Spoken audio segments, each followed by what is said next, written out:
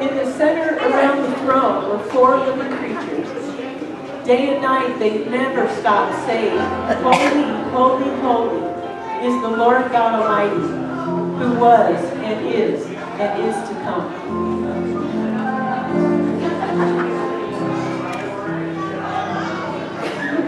Holy, holy, holy, Lord God Almighty. Could you join us, please? Early in the morning, our song shall rise to thee. Holy, holy, holy, merciful and mighty, God in 3 persons, blessed Trinity. Stand as we continue to worship. Holy, holy, holy, all the saints adore thee, casting down their golden crowns around the glassy sea. Cherubim and seraphim falling down before thee, which word and art and evermore shall be.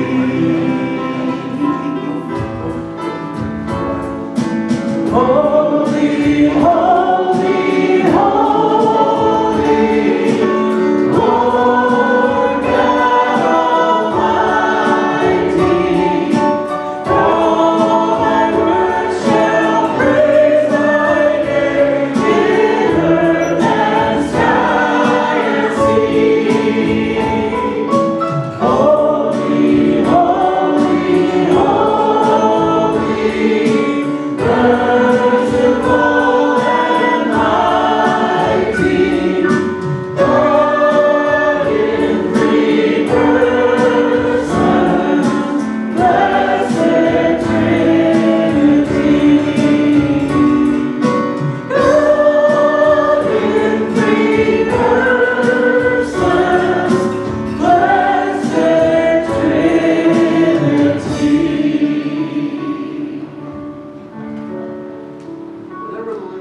Whenever the living creatures give glory and honor and thanks to him who sits on the throne and who lives forever and ever, the 24 elders fall down before him who sits on the throne and worship him who lives forever and ever. They lay their crowns before the throne and say, "You are worthy, our Lord and God, to receive glory and honor and power. For you created all things by your own will, and they were created and have their being."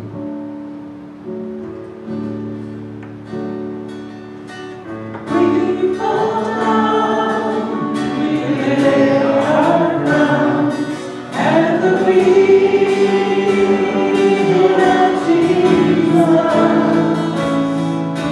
The greatness of mercy and love at the feet of Jesus.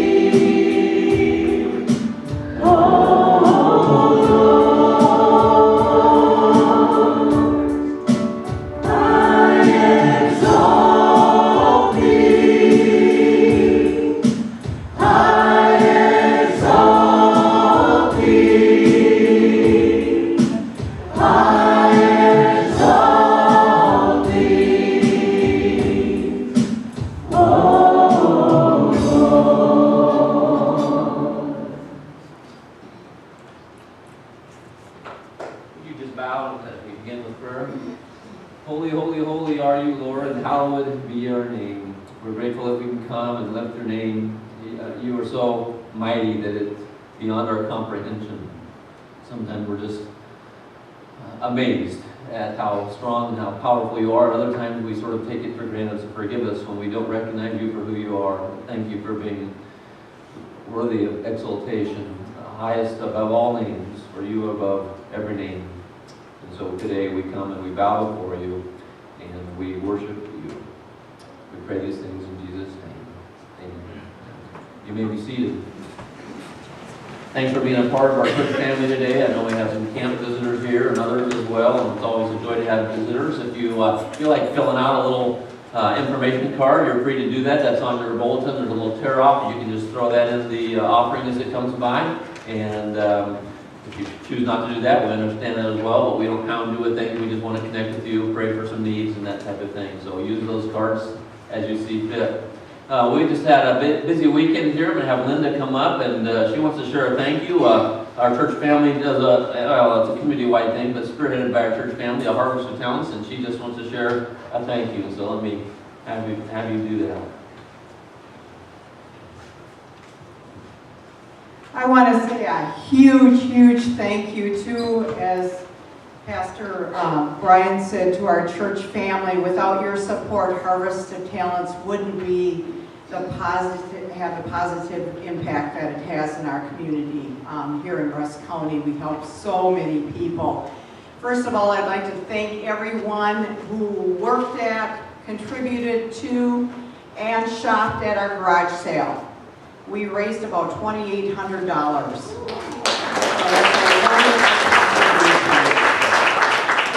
Also, as Pastor Brian said, it was a busy week. Yesterday we had our garden party down at the home of Frank and Nancy Senor, who live south of Sheldon, who stepped up because they think harvest is such a great thing. We want to thank people that came. I know it was a busy, busy Saturday here, and just came and supported it. Also, all the people that worked at the garden party, and Julie Reines especially, she steps up every year and organizes the food for it, and for those people here who baked as well.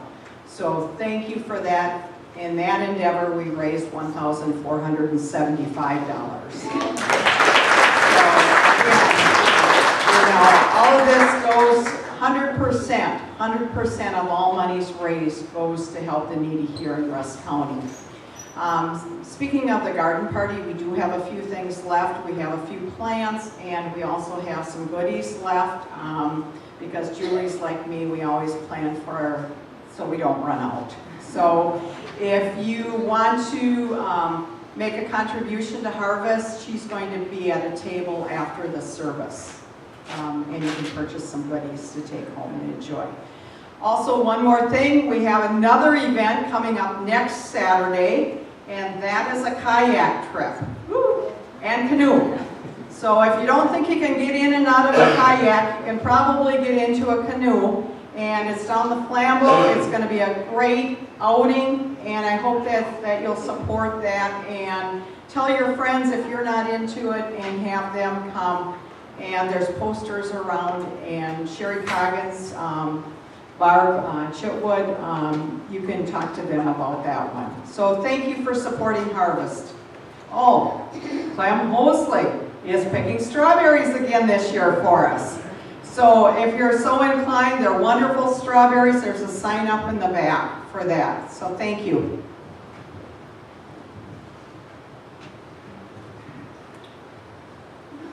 Thanks, Linda. Lots of fun to be part of a church family that is bigger than just their own little circle, and I'm glad to be a part of a church family that reaches out to its community. And so thanks to each of you who makes this Harvest of Talents as well as other outreach events possible. But I hope you find joy knowing that our church family cares about its community. I think it's a wonderful, it's a lot of work, but it's a blessing. I think that's what we're called to do, so thanks for doing that.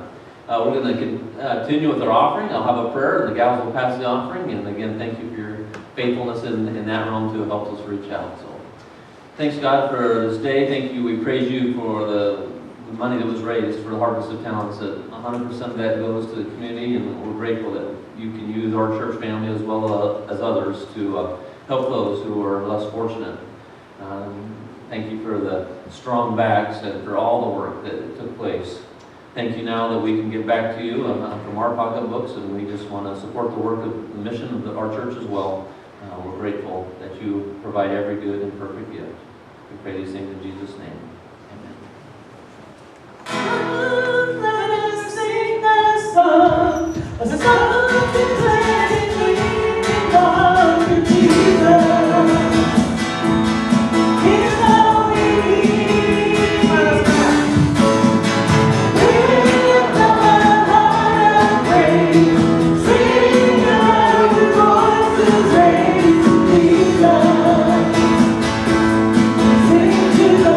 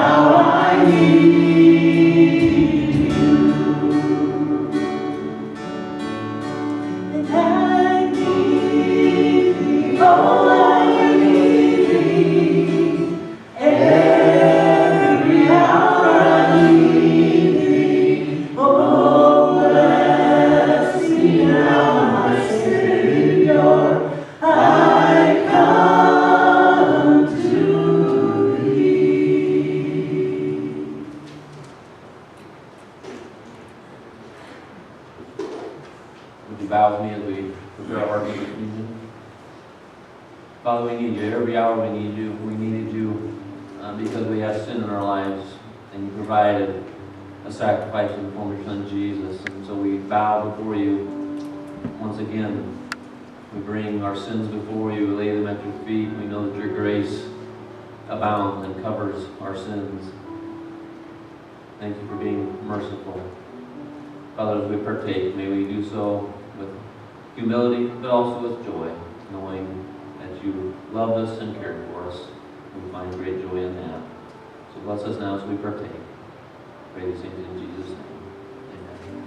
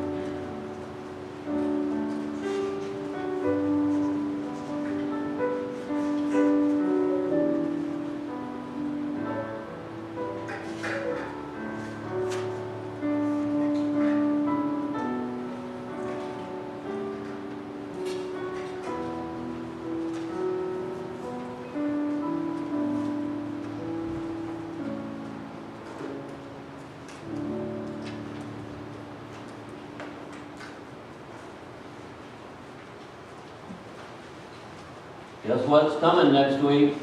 It's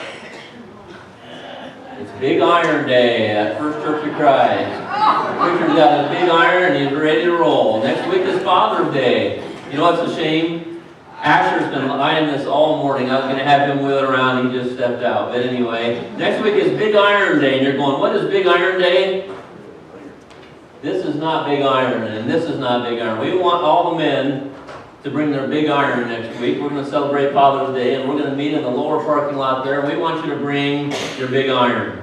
That might mean an old vintage car that you have and you've babied for a while. Maybe it's a four-wheeler that you have. Maybe a big tractor that you have. Maybe you have an old rifle or a gun that's that big iron. You know, obviously we don't want it reloaded or anything like that. But maybe you have a favorite pistol or something from the past. A big sword, and you guys have those manly swords that you have hanging on your wall. I got a big wood plane. Maybe we can shave some oak or something down. But we want you to bring your big iron. It might be garden tools. We're just going to meet down there during Sunday school hour from 9:30 to 10:30. The men are going to be down there. We'll have some coffee and we'll have some treats to eat. But we're just going to go around looking at vintage big iron stuff. But we need your help. We need you to bring those Harleys, and we need you to bring all those fancy things.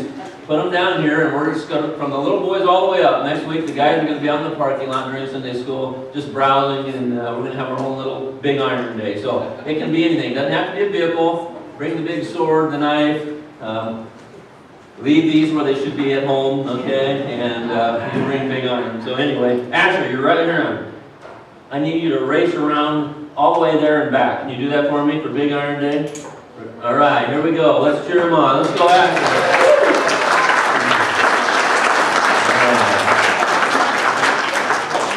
Anyway, one of the things you can do with Big Iron Day is invite someone. Say, hey, our church is having this thing for men. If you know somebody has a cool car, or someone had a wood splitter that might come, or something like that, just bring those items. Invite a friend and say, join us on Father's Day from 9:30 to 10:30 for Big Iron Day. So, anyway, when Asher gets up here, we'll dismiss those needing to go to children's church as well. So, anyway. Way to go, Ashley.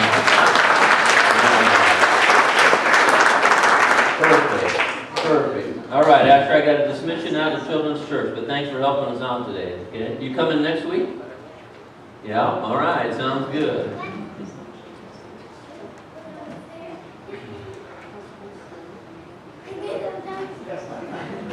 We've wrapped up a series on Encounters with Jesus. Today we're just going to kind of do a one-hitter today and a little different. I don't know how you learn. Have you ever thought, what kind of learner am I? What kind of learner are you? Why do you learn best? I mean, there's lots of ways to learn, and typically they say there's three main types.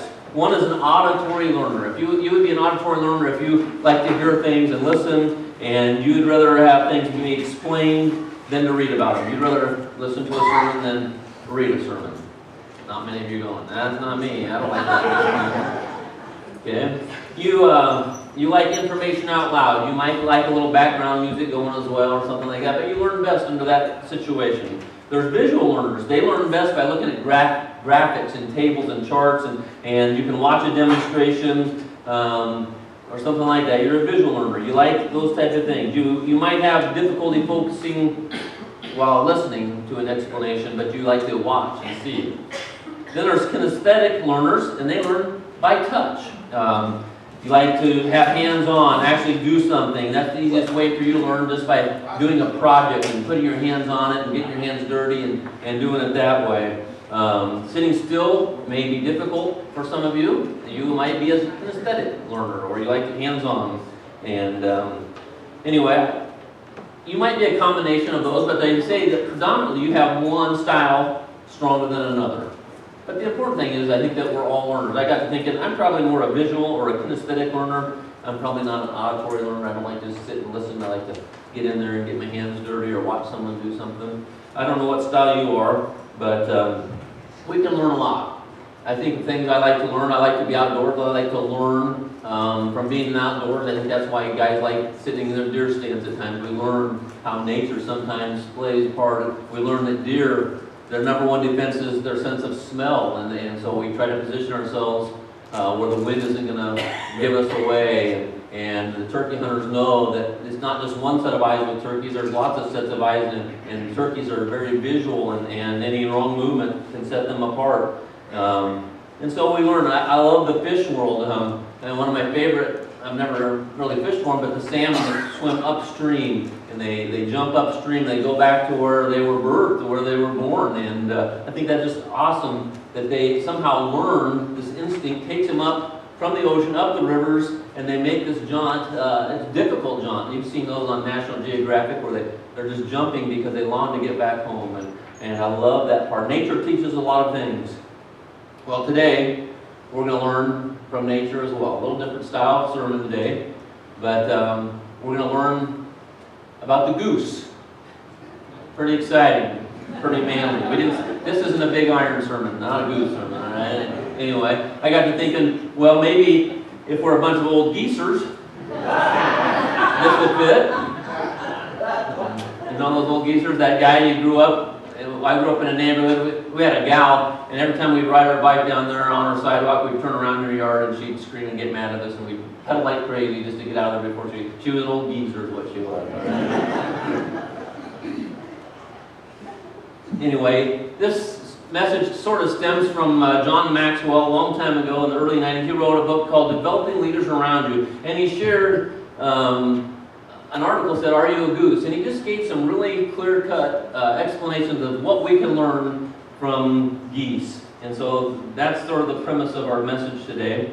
Galatians 6:10 says this, "So then, as we have opportunity, let us do good to everyone, and especially to those who are out of the household of faith."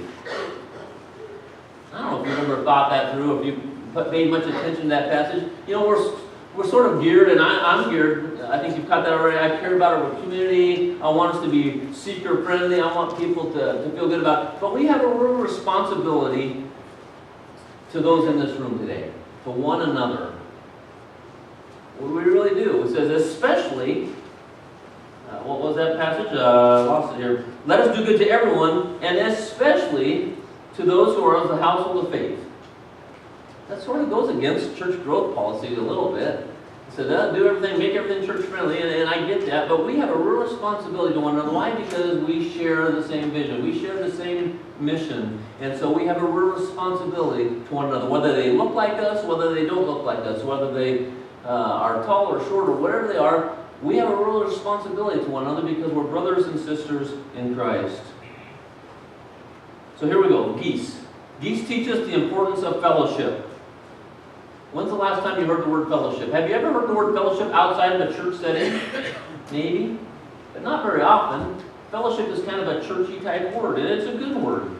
Again, we don't hear it out there, but fellowship means to have something in common, to share, to participate in a common cause. Acts 2:42, and we preached on this earlier, and they were continually devoting themselves to these four things: the apostles' teaching and to fellowship. They devoted themselves to fellowship, to a common cause, to being with one another. Also to the breaking of bread, what we did earlier, and to prayer. Geese gather together before they head south for the winter. Anyone know why? Somehow, our Creator put it in them to do that. Somehow they were wired that they know that they needed each other to make this journey. They didn't have to think about it, they just did it. The journey is easier when done together. When you see geese heading south in formation, have you ever seen them make the big V formation? Yes? Yeah, some of you don't like the sermon today because you got geese in your yard and it makes a mess of it, so ignore that. But when you hear them honking overhead and they're in the big V, they're going south for the winter, there's a reason, and you probably know the reason, because they fly more efficiently that way. They work better when they work together. Research has revealed that as each bird flaps its wings, it creates an uplift for the bird immediately behind it. And by flying in this V formation, the whole flock adds a 71% greater efficiency, a 71% greater flying range than if each bird did it on its own. God wired that in them. They need each other. People who share a common direction and a sense of community get where they're going more quickly and more easily because they are traveling on one another's thrust. We need each other. The harvest of talents is is a perfect example of that. We need each other. We need one another. Our purpose is to share the good news of Jesus Christ. We gather to worship, and we leave to share the good news of Jesus Christ. That's our mission. Being in fellowship with one another is making sure we're going in the same direction, and we get uplift from each other when we travel together like that. That article also said, when a goose falls out of formation, it feels the drag and resistance of trying to go it alone. Ever done that before? Ever fallen away from the Lord, or ever fallen away from your church family? I think most of us probably have had a season where we do that. And there's this resistance, there's this heavy weight. I think we feel that. When we fall out of formation, especially with God, we feel a resistance, and it pulls us down. And we're not able to travel the way God intended us. We don't grow closer to Jesus that way.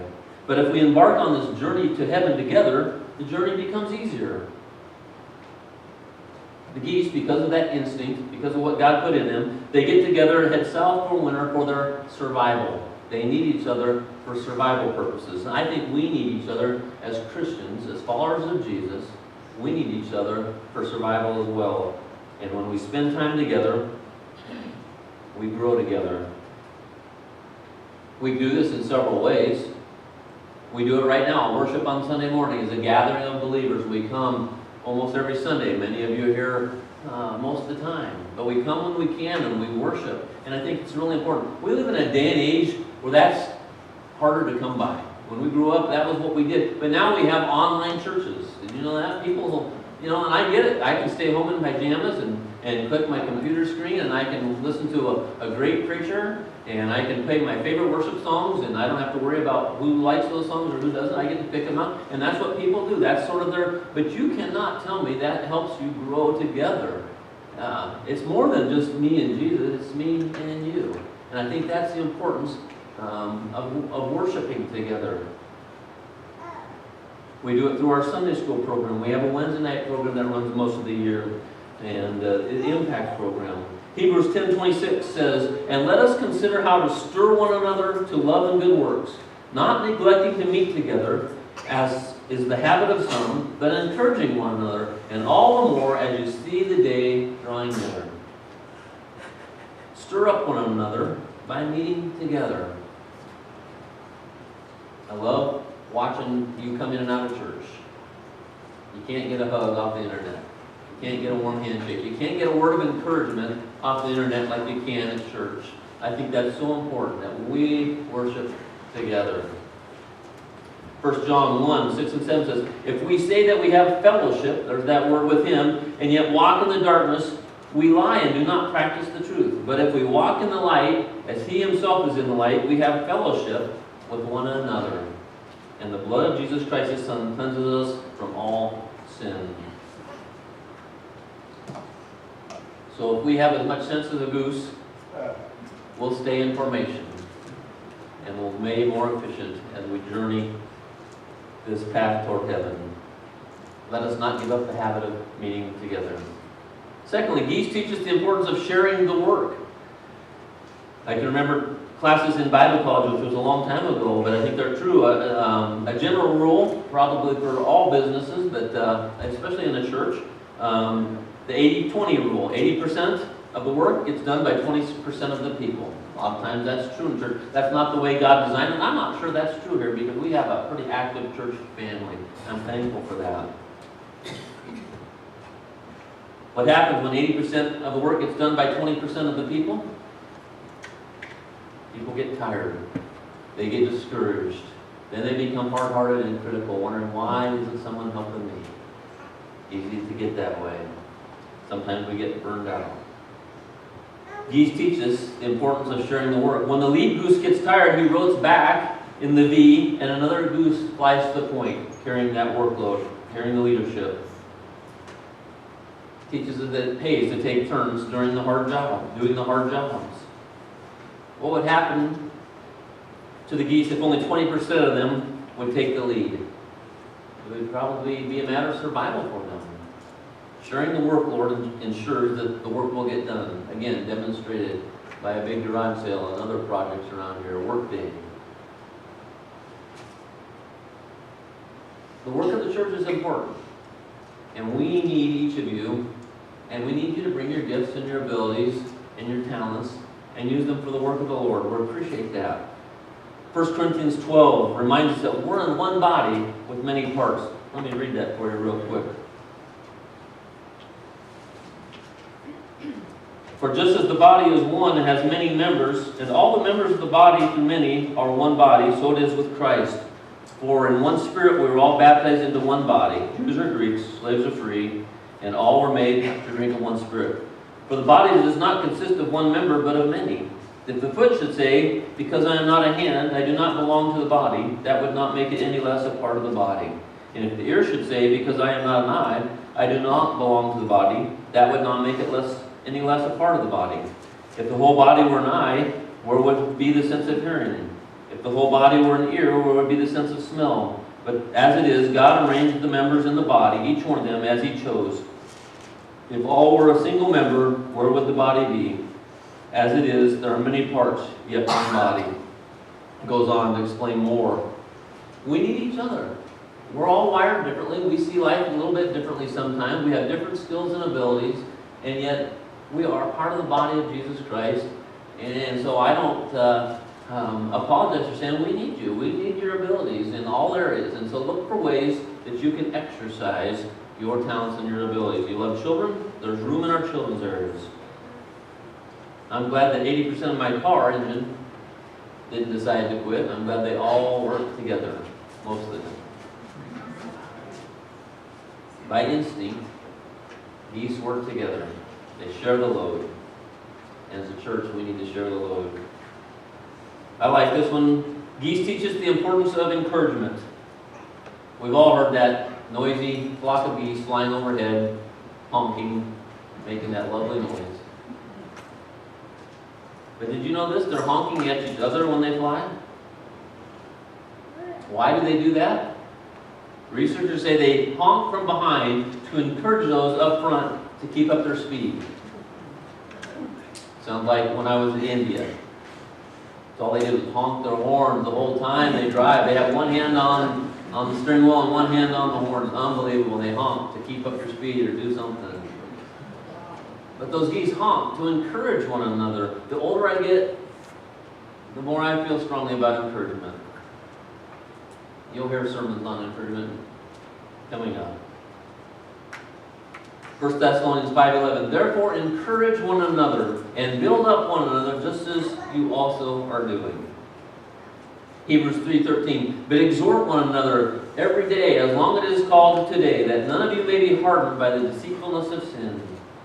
Sometimes churches are guilty of honking from one another, but it's in a critical way rather than an encouraging way. So examine your honking today.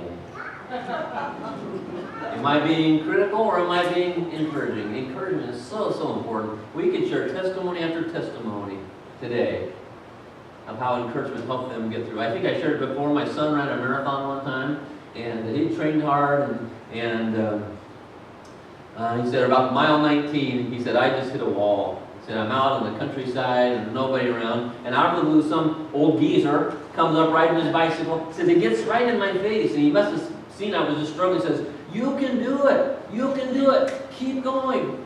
And my son said, I learned more about encouragement that day. He says, that's all I needed. And I ran to the finish line. We all need encouragement. None of us have this thing called life figured out. So therefore, encourage one another all the more as you see the day approaching. If you don't need encouragement now, there will be a day you need it. So you might as well start practicing. In the New Testament, Barnabas was known for being an encourager. Acts 4:36, and Joseph, a Levite of Syrian birth, who was also called Barnabas by the apostles, which translated means son of encouragement. We're going to also study Barnabas one of these days. And Barnabas was an encourager. His name meant encouragement. He took in people that other people wouldn't. I love that. Son of encouragement. What a great name. We need to encourage one another. Geese also teach us the importance of bearing one another's burdens. This concept is desperately needed in churches today. The concept of sharing one another's burdens is a big concept. And I'm thankful again, I'm part of a church family where we do our best to share one another's burdens. Again, many of you would be able to testify that life was tough, and my church family was there for me. If you're visiting First Church of Christ here today, I can confidently say this church will care for you. If you walk in through these doors, whether you've been a member for a long, long, long time, or whether you're new, this church will care for you. Because that's the way they are. It's in their DNA. They care for one another. Researchers say when a goose gets sick or is wounded by gunfire and falls out, 2 other geese fall out of formation and follow it down and do its best to help and protect it and nurse it. They stay with the goose until it's either able to fly again or it's dead, and then they launch out on their own with another formation to catch up with their group. Galatians 6:2 says, bear one another's burdens and thereby fulfill the law of Christ. Bear one another's burdens.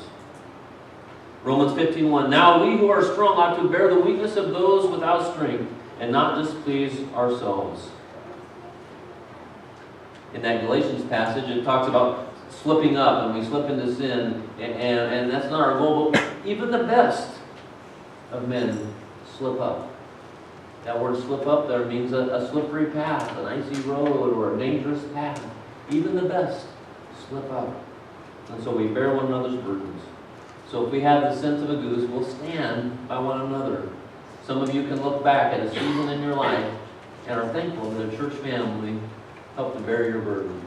In your bulletins, if you want to oblige me, I guess, there's a little note card in there that says, this church has been or is a blessing in some fashion or another. If you want to fill that out, you can put that in the entryway back there or get that to me. I just thought it'd be encouraging as we share how this church family, past or present, is being an encouragement to you.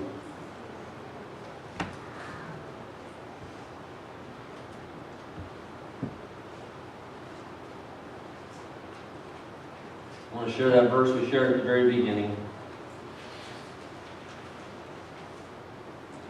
So then as we have opportunity, let us do good to everyone, and especially those who are of the household of faith. One of our primary tasks is to love one another, to care for one another. We should one another. That's what we come to church for, so we can encourage. When everyone's sitting in rows, it's hard to encourage one another. But when we leave here, we encourage one another. We ask how they're doing. Let me read briefly. There's over 50 one another's in the New Testament. I won't read them all. Be at peace with each other. Love one another. Be devoted to one another and really love. Honor one another above yourselves. Live in harmony with one another. Stop passing judgment on one another. Instruct one another. Greet one another with a holy kiss. Be kind and compassionate to one another, forgiving each other, admonish one another, make love increase and overflow for each other, encourage each other, pray for each other, offer hospitality to one another, love one another. We have a responsibility, because we're members of the body of Christ, to one another. I want you to be encouraged today, as you're part of a church family, who wants to plan formation. We want to further the work of the kingdom here on earth. We want to work together. We want to lighten the load. We want to share our talents, and we want to be part of a mission bigger than us. So thank you, church family, for doing that. We encourage you. What's my role? What's my talents? How can I plug in this church family? How can I shine a light in our community where you're needed? And we're thankful for your participation. Love one another. Let's pray. Heavenly Father, it's good to be in your house with your people as we are reminded today that we're all share a common cause, a common mission.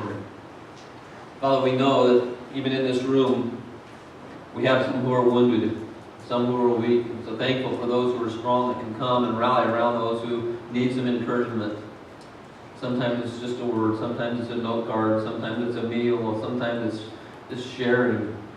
So thankful for those who bear one another's burdens. Thank you for the encouragement we receive because we walk through these doors and make a commitment to be part of a church family on a Sunday morning. Thank you that we're part of a bigger cause. May we never forget that. Father, we pray for the events that are coming up. I pray for Big Iron Day. May this be a joyful day next week, but help us to reach out and try to find someone who might not normally come but they might come because they just want to share with some guys who are having some fun outside. So put someone's name on our heart as we enter this week so that we can again further the kingdom. Thank you for your blessings of a church family. We pray these things in Jesus' name. Amen. Let's stand as we pray.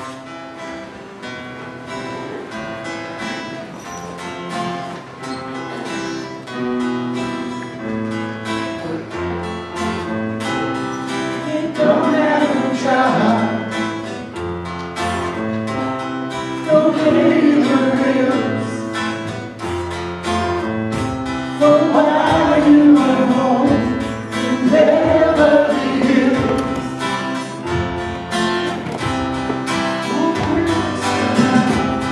Don't be your life. If I easy steps. It belongs to the land or government, but it's all you need. Love will hold us together, make us a shelter, weather the storm, and now be and run.